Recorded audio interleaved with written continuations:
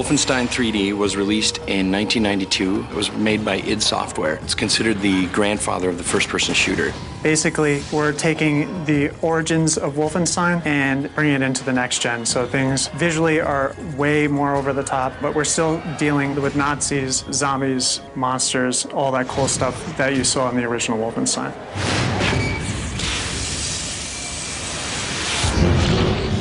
We've added something called the Veil, a bridge between the supernatural and the occult directly to our character.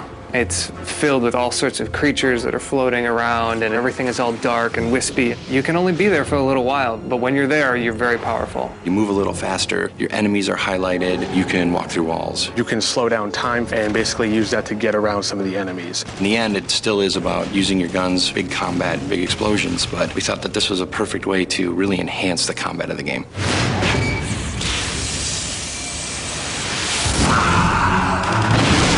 We looked at some of the weapons that were big hits in Wolf 3D and Return to Castle Wolfenstein. We took the flamethrower, put it in our game, and cranked it up another notch. We've also added some other more science fiction weapons that you don't normally see in a World War II game. So we have a particle cannon, for example. It can disintegrate enemies and have them scream. It's really one of the most fun weapons to ever play. We've been really conscious here at Raven, looking at the legacy and then trying to continue along those lines and develop the weapons, but to keep that heart and soul that is Wolfenstein.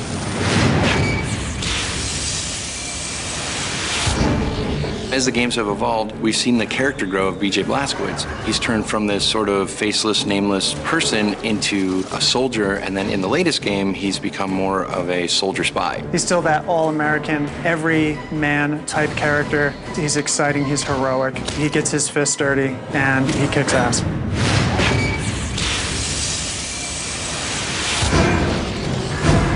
This time around, with the Veil, we've been able to introduce a whole brand new type of creatures that only live in this place. The Despoiled is actually one of the human characters that gets changed over time by some unforeseen things that will be divulged later. Makes him a little more powerful and kind of mindless, which is a little scary. We put as much personality on the other characters as we can, and we let BJ just be whoever the player is that's actually driving the game.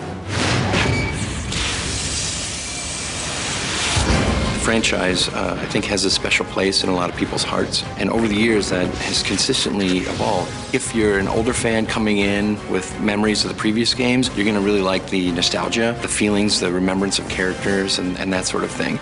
I think as a newer fan, you're going to get introduced to fast action, big combat, really powerful weapons, interesting characters, and things like that. The previous game was 5-6 years ago now. Technology has come a long ways, and we've been able to do things that you could never have done before. There was a lot of expectations for us to continue this license with the power that it deserves and the love that it deserves. So having the opportunity to work on it has just been really awesome.